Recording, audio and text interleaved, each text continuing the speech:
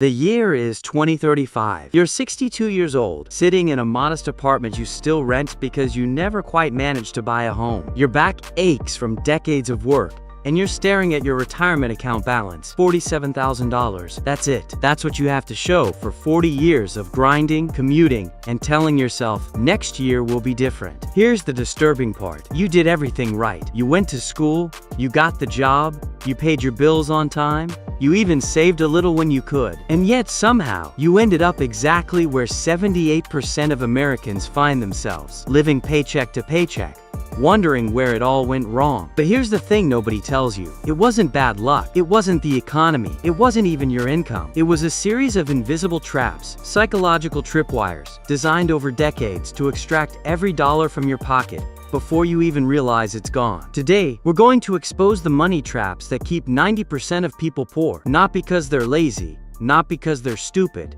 but because the entire system is engineered to make wealth accumulation nearly impossible unless you understand the game being played against you. This isn't your typical stop buying lattes nonsense. We're going deep into the psychology, the systems, and the specific mechanisms that drain your wealth while you sleep. By the end of this video, you'll see money completely differently. Let's get into it. Number 1. The lifestyle inflation trap. Imagine this. You just got a promotion. After 3 years of grinding, staying late, and dealing with your micromanaging boss, you finally got that $15,000 raise. You're making $75,000 now instead of $60,000. You feel like you've made it. So what do? You upgrade your apartment. Just a nicer place. Nothing crazy. Only $400 more per month. You lease a better car because, hey, you deserve it after all that hard work. Another $250 monthly. You start eating out more because cooking feels like a chore when you're working this hard. You upgrade your phone, your wardrobe, your gym membership. 6 months later, you check your savings account. It's the same as before. Maybe even less. What the hell happened? Welcome to lifestyle inflation, the silent wealth killer that affects virtually everyone who earns a decent income. A 2023 study by the National Endowment for Financial Education found that 70% of people who receive a raise spend the entire amount within 90 days, not on investments, not on debt reduction, but on lifestyle upgrades they convince themselves they need. Here's the psychology behind it. There's a concept called hedonic adaptation, and it's basically the universe's cruelest joke. No matter what you achieve or acquire, you adapt to it and return to your baseline level of happiness within about 3 months. That new car smell? Gone by month 2. That bigger apartment? It's just where you live now. That fancy dinner? You barely remember it. But here's where it gets insidious. While your happiness returns to baseline, your expenses don't.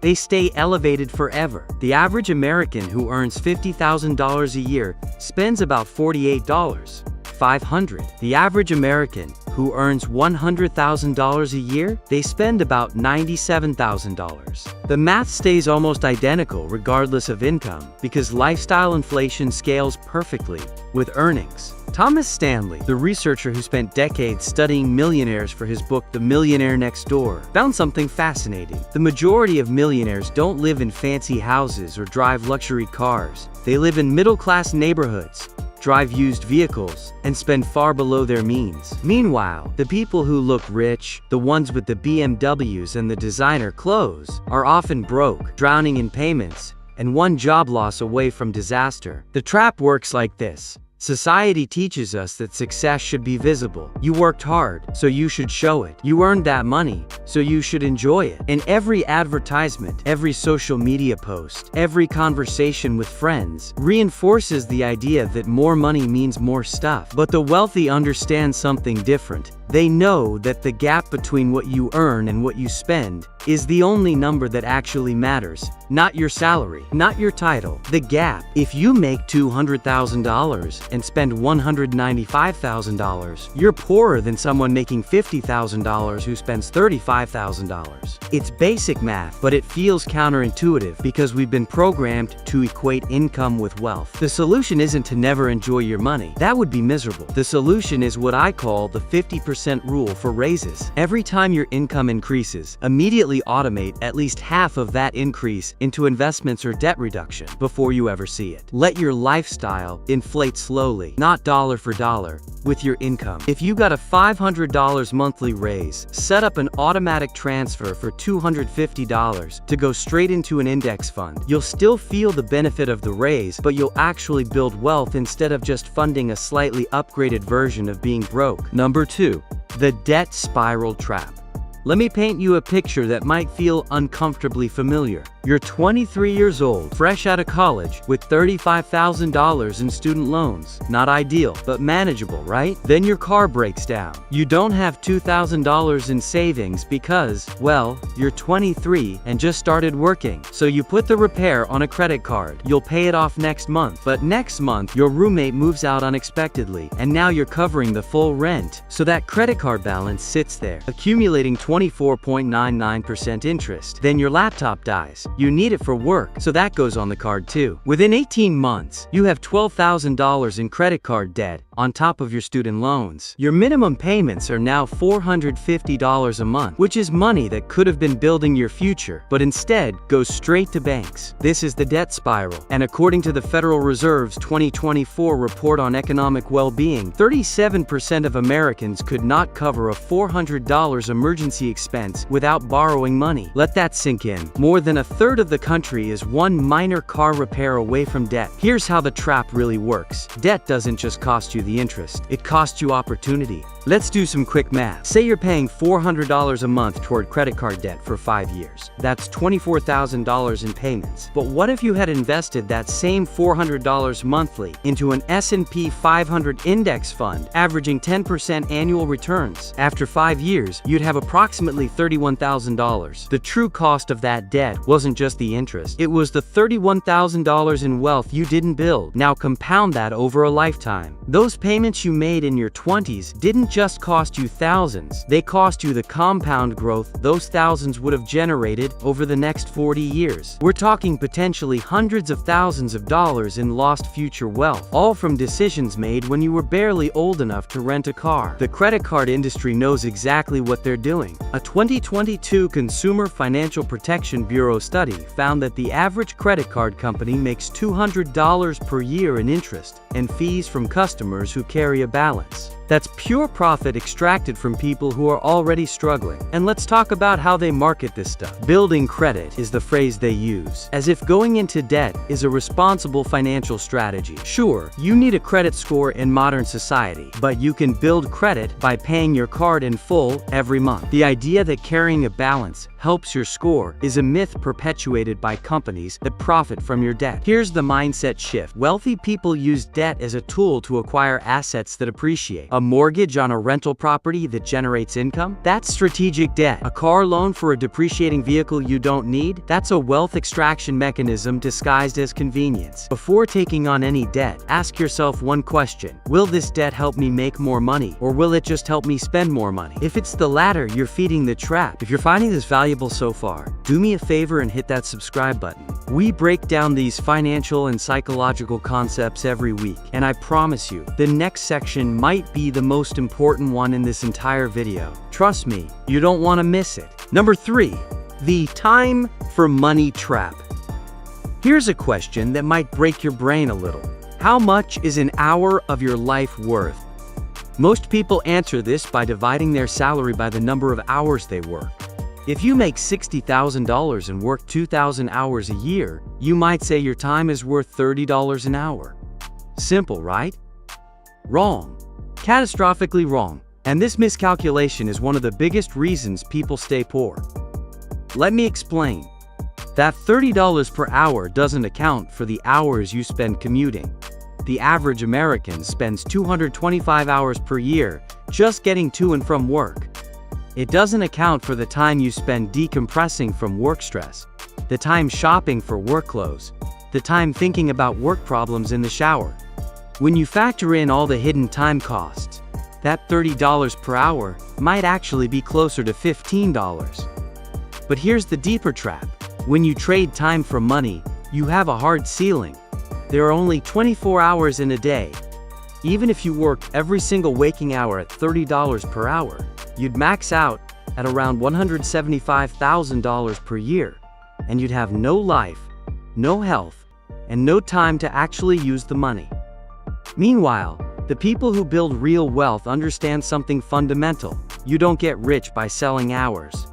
You get rich by owning systems, assets, or equity that work while you sleep. Think about it this way. If you write a book, you spend maybe 500 hours creating it. But that book can sell for decades, generating income for the rest of your life, and potentially beyond.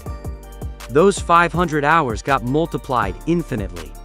The same principle applies to starting a business, investing in stocks, creating content, or buying real estate. Warren Buffett makes approximately $4 million per hour based on his annual earnings. But he's not working $4 million worth every hour. His money is working for him. His assets generate returns, whether he's awake, asleep, or playing bridge with his friends. Now, I'm not saying everyone can become Warren Buffett, but the principle applies at every income level. The question isn't, how can I work more hours? The question is, how can I build something that generates value without requiring my direct time? This could be as simple as automating your investments so your money compounds while you sleep. It could be creating a small side business that eventually runs itself. It could be developing a skill so valuable that you can charge for outcomes instead of hours. A plumber who charges by the hour will always be limited by time. A plumber who builds a plumbing company with 10 employees has multiplied their earning capacity tenfold. A plumber who creates a plumbing training course can potentially reach thousands of people without ever picking up a wrench again. The escape from the time for money trap isn't working harder, it's working differently. Number 4, the financial illiteracy trap. Let me tell you something that should genuinely make you angry. You spent 12 years in school.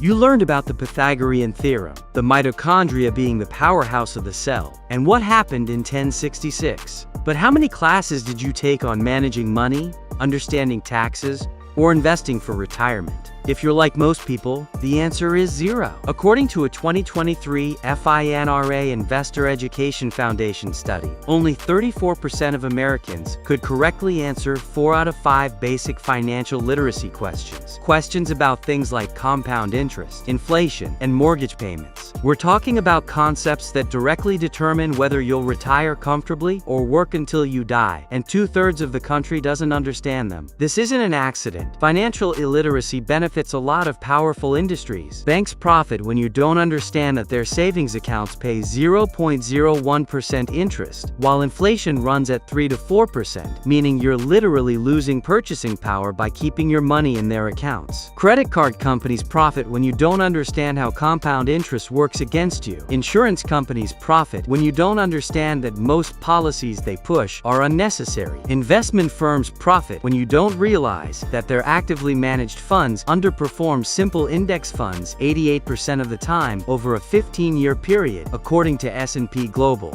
Here's a true story that illustrates this perfectly. I once talked to a guy making $150,000 a year who had never invested a single dollar, not because he couldn't afford to, but because he, quote, didn't understand how the stock market works and thought it was basically gambling. This is a highly educated professional, graduate degree, senior position at a major company, who had simply never been taught the basics. Meanwhile, he was parking all his money in a checking account, earning nothing, while inflation ate away at its value every single year. Over the past decade, he'd effectively lost around $40,000 in purchasing power just by not understanding this one concept. The solution isn't complicated. You don't need to become a financial expert. You need to understand about 5 core concepts: compound interest, inflation, index fund investing, tax-advantaged accounts, and basic budgeting. That's it. Those 5 things cover probably 90% of what you need to know to build wealth. But the system doesn't teach you these things because uninformed consumers are profitable consumers. The single best financial decision most people can make is painfully simple. Open a Roth IRA or 401k. Set up automatic monthly contributions. Invest in a low-cost total market index fund, and don't touch it for decades. That one paragraph of advice will outperform most financial advisors' recommendations and save you thousands in fees. But nobody tells you this in school, because there's no profit in educated consumers. Number 5. The social comparison trap. You are walking through your neighborhood when your neighbor pulls up in a brand new Tesla. It's sleek, it's impressive, and suddenly, your perfectly functional 3-year-old Honda feels like a piece of junk. Or maybe you open Instagram and see an old college friend posting photos from Bali, her 3rd international trip this year. You haven't taken a real vacation in 2 years because you've been aggressively paying down debt. Suddenly, you feel like you're failing at life. This is the social comparison trap, and social media has supercharged it into a weapon of mass financial destruction. Here's what the research says. A 2024 study published in the Journal of Consumer Psychology found that exposure to luxury goods on social media increased spending intentions by an average of 23%. Just seeing pictures of expensive stuff makes you want to buy expensive stuff. The algorithms know this, which is why your feed is flooded with influencers flashing products you don't need. But here's the part that'll really bake your noodle. Most of the wealth you see displayed on social media is fake. A 2022 survey by Credit Karma found that 40% of millennials have gone into debt to keep up with their peers' lifestyles. They're financing the very images that make you feel inadequate. That friend in Bali? There's a decent chance she's $8,000 poorer when she gets home and stressed about it for the next 6 months. That neighbor with the Tesla? He might be making $600 monthly payments that are crushing his ability to save. Actual wealthy people, the ones building real lasting wealth, often look surprisingly ordinary. They're not posting about it because they're too busy compounding their investments quietly. Theodore Roosevelt said comparison is the thief of joy, but I'd add that it's also the thief of wealth. Every dollar you spend trying to impress people is a dollar not working for your future. The escape from this trap requires a fundamental perspective shift. You're not competing with anyone else. Their financial situation is irrelevant to yours. The only comparison that matters is between where you are now and where you want to be. Someone else's spending is their problem. Your wealth is your responsibility. Number 6. The I'll start tomorrow trap. This one might hit close to home, so brace yourself. You know you should be investing. You know you should have a budget. You know you should start that side project. But you'll do it next month, or when you get that raise, or when things calm down at work, or after the holidays, or when Mercury is out of retrograde and your horoscope says the vibes are right for financial responsibility. The problem is that tomorrow never actually comes. There's always a reason to delay, and every day you delay, you're paying an invisible tax. Let me show you exactly how expensive procrastination is with one example. If you invest $500 per month, starting at age 25, and earn an average 8% return, by age 65 you'll have approximately $1.75 million. Start that same investment at age 35, just 10 years later, and you'll have only about $745,000. That decade of procrastination cost you over $1 million. This is the power of compound interest working in reverse. When you delay, you're not just losing 10 years of contributions, you're losing 10 years of growth on those contributions, plus growth on that growth, stacked exponentially. A 2023 Fidelity Investment study found that the average person waits until age 31 to start investing seriously. If they'd started at 22, immediately upon entering the workforce, they'd have roughly double the retirement savings by age 65. Not from investing more, just from starting earlier. But our brains are terrible at valuing future rewards. Psychologists call this temporal discounting. We massively undervalue things that are far away in time. That $1 million at age 65 feels abstract and unreal when you're 25, so you spend on immediate pleasures instead. The solution is to trick your brain by making the right choice the automatic choice. Set up automatic transfers to your investment accounts on payday. You can't procrastinate what happens without your involvement. Number 7. The I deserve it trap. This is perhaps the most insidious trap. because it sounds so reasonable. You work hard, you deal with stress, you handle responsibilities. After all of that, don't you deserve to treat yourself? A nice dinner, a new gadget, a vacation? You've earned it, right? Here's the uncomfortable truth. The concept of deserving purchases is a marketing construction designed to bypass your rational brain and activate your emotional spending triggers. Every advertisement, every influencer, every commercial uses some version of this message. You deserve a break. Treat yourself because you're worth it. These aren't statements of fact. They're manipulation tactics designed to associate spending with self-worth. And here's the psychological trap within the trap. The more you earn through hard work, the more you feel you deserve to spend. So higher earning often leads to higher spending, which is exactly why income doesn't correlate with wealth as strongly as you'd expect. A 2022 study in the Journal of Marketing Research found that participants who were reminded of their hard work before shopping spend an average of 28% more than a control group. Just thinking about effort primes you to reward yourself financially. The truth is, what you actually deserve is financial security. You deserve to not stress about retirement. You deserve to handle emergencies without going into debt. You deserve the freedom that comes from having money work for you instead of constantly working for money. Those things require spending less than you earn, consistently, for decades. They're not as immediately satisfying as a new purchase, but they're infinitely more valuable. I'm not saying never enjoy your money. That would be a miserable existence. I'm saying be honest about when I deserve it is a genuine budgeted reward, and when it's a rationalization for emotional spending you can't afford. So let's bring this all together. The money traps keeping 90% of people poor aren't mysterious. They're not hidden in complex financial instruments or available only to insiders. They're hiding in plain sight, woven into our daily psychology and the systems around us. Lifestyle inflation eats your raises before they can build wealth. Debt spirals cost you not just interest, but decades of compound growth. Trading time for money puts a ceiling on your potential. Financial illiteracy keeps you making expensive mistakes nobody taught you to avoid. Social comparison pushes you to spend money you don't have on things you don't need to impress people who don't care. Procrastination costs you more than almost any bad investment could, and the "I deserve it" mindset converts hard work into consumption instead of capital. But here's the good news. Now that you see these traps, you can avoid them. Wealth building isn't complicated. It's just not easy. The math is simple. Spend less than you earn, invest the difference consistently, and give it time to compound. The hard part is overcoming the psychological and social forces pushing you to do the opposite. The 90% who stay poor aren't stupid or lazy. They're fighting against systems explicitly designed to separate them from their money. The 10% who build wealth aren't necessarily smarter.